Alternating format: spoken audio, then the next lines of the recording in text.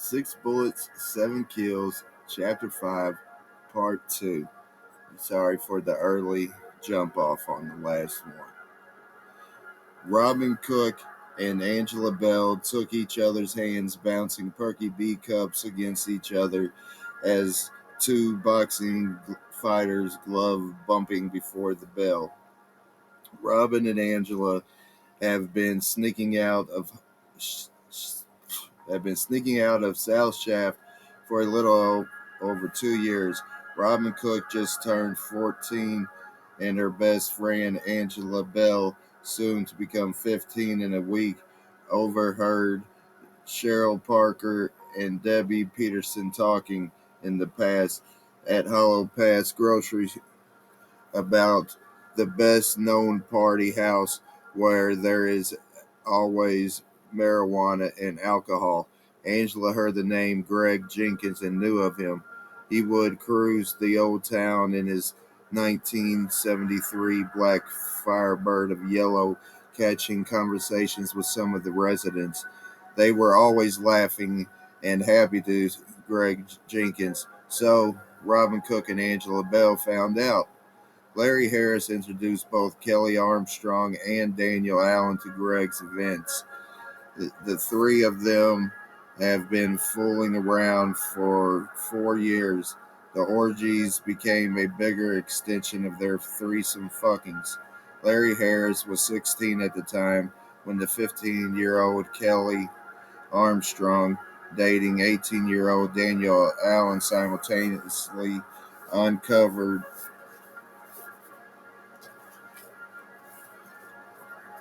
Kelly herself talking both Daniel and Larry into sharing her all together. Knock, knock, knock.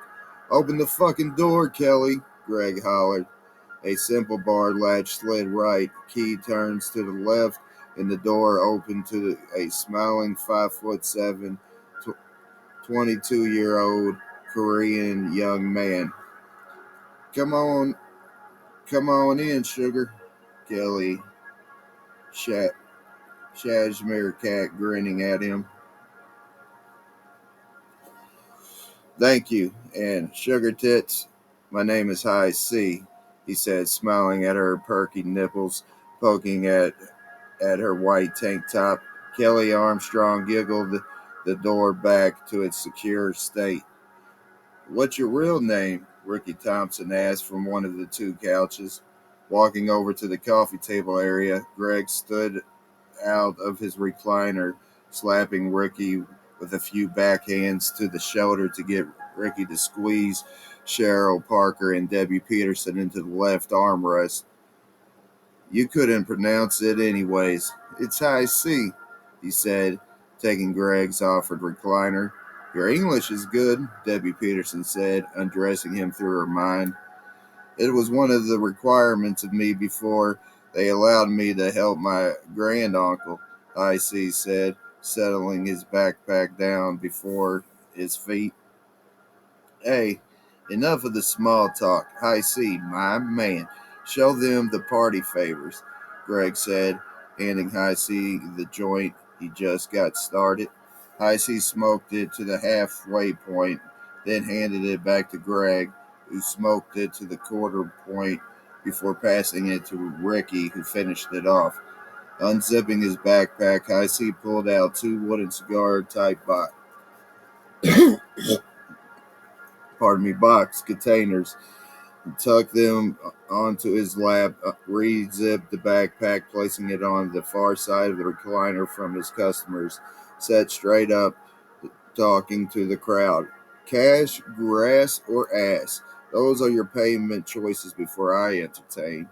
Greg laughs, reaching in his pocket, revealing a quarter of mushrooms, offering it to High C. The shrooms count? Laughing, High C took the quarter, placing it into his pocket. Drugs are good. Ricky Thompson pulled out $30, passing it over. Debbie Peterson pulled a double folded 20 from the split of her C-cup breast, passing it over. Larry Harris walked his 20 to High C personally.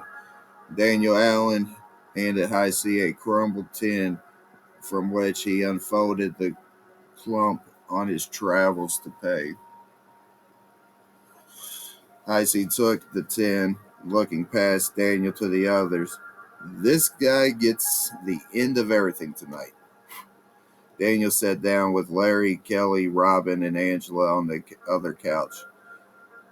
You have your Coke mirror, Greg? Heisey asked, unlatching the first wooden box, opening the lid. Oh, hell yeah. My boy High C, what'd I tell y'all? It's upstairs. I'll be right back. You bet I will. Greg bolting for the stairs around the corner. High C noticed Sappy Daniel was getting some reassurances from Kelly and Larry. The girl who opened the door. Come over, come over here for me. Pass these out to everyone.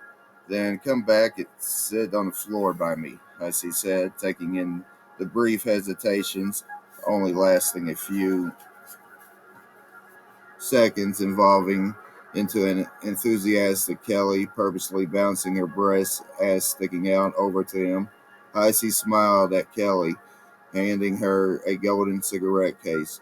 Take one yourself and pass the rest out. Don't forget who gets one last. Kelly opened the case and took one of the joints shouldered inside. Kelly walked the case open on her right palm, flat beside her ear, serving her friends like a Playboy bunny. Kelly got to Daniel last, remembering Greg to the noise of him descending his wooden stairs. Got you something, Greg? It's okay, sugar tits. Give your boy one. The host gets a personal best above all others, Heisey said, noticing Daniel's face souring at his sugar tits calling of Kelly. Heisey smiled more. Kelly made her way back, kneeling at Heisey's side, giggling the joint in her mouth. Greg came around the corner. Here you go, Heisey. My main man, Greg. Put that shit on the coffee table and come over here. I got some real out of this world good shit for your eyes only, Icy said, opening a wooden ink pen book box. However, the contents switched out for a 5-inch blunt. Greg swooped back to his section of couch, taking the blunt from his middle and index fingers. It's a bit sticky. That's what makes it icky, I see, laughs. It's what I call a wet.